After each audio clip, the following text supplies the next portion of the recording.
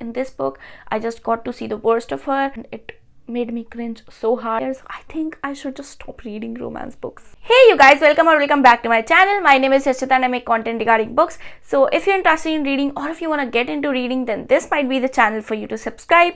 Well, now that I said it, I should mention that I just posted a video how you can improve your English through reading or how you can get into reading. So go check that out. I give you a lot of book recommendations in that one and they are super good as well. First, watch this video because it's about my thoughts, which are going to be crazy, regarding a book which I recently read.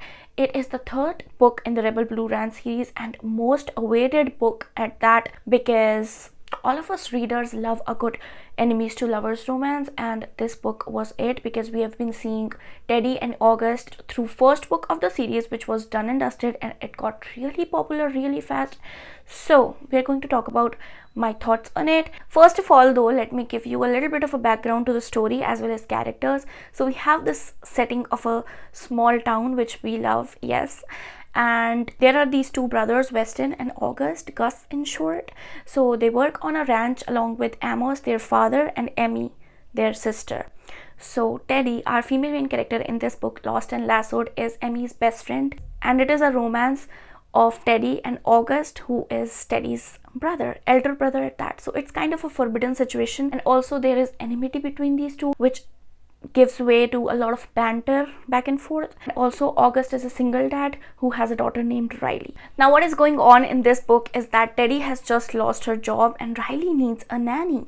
So look who's available. Yes, there is forced proximity in this book as well. So you can judge like why I was so excited to read this book, because of all of these tropes that we already love so much, and numerous other people were so excited as well. So now we're going to talk about my thoughts on it, because I read it the moment it got released, which was 20 days ago, but I just couldn't find the time to shoot this video.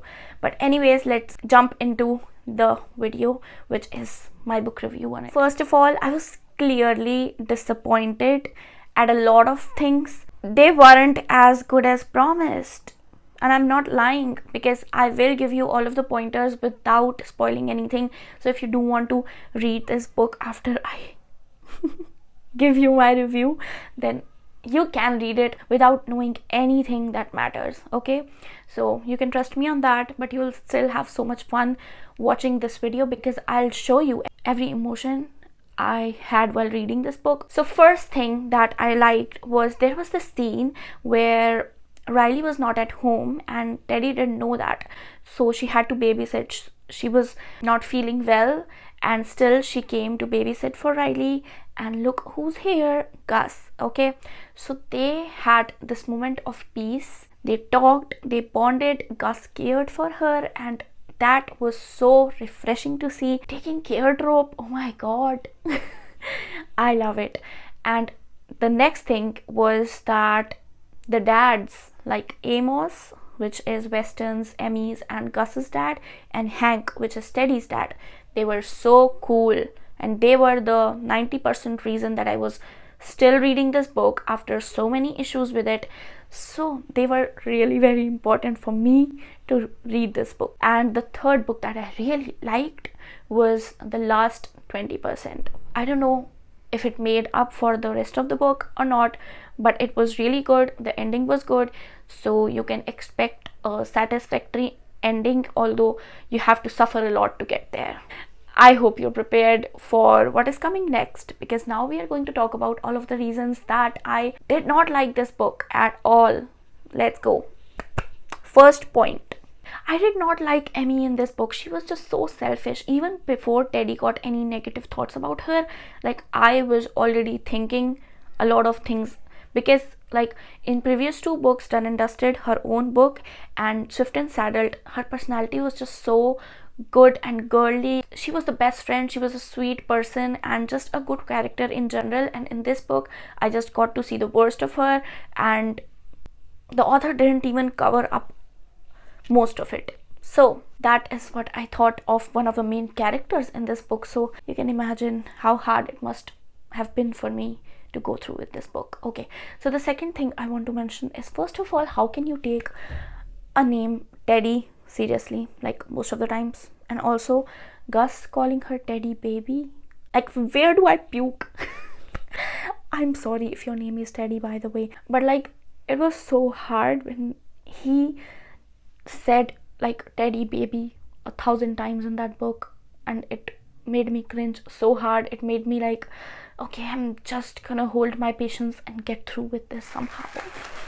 Now comes a point that a lot of people have already talked about, and like, when you think of it, you can clearly imagine that this book is so like way similar to Heartless by Elsie Silver.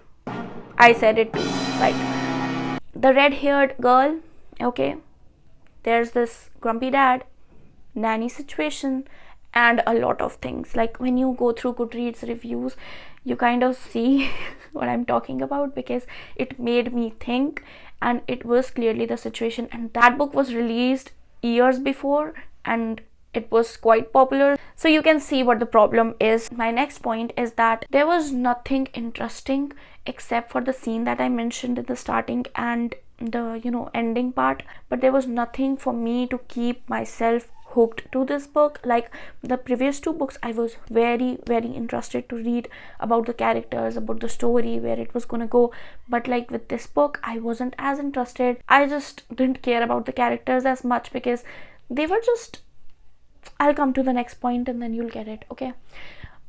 The fifth point is that there was no need for the main characters to have a history. It was so unnecessary, and like, the author could have done so much better job at clearing the air and them not taking jabs at each other like that, because of that situation, which could have cleared years ago, and that could have been so much better as childhood lovers to reuniting situation. But that was not what happened, and I did not enjoy the history part. It's not a spoiler, I'm just preparing you for this disappointing read. Next point is that Teddy was in before. She even told Gus that I am flirty like that, that is who I am, and Gus accepting that.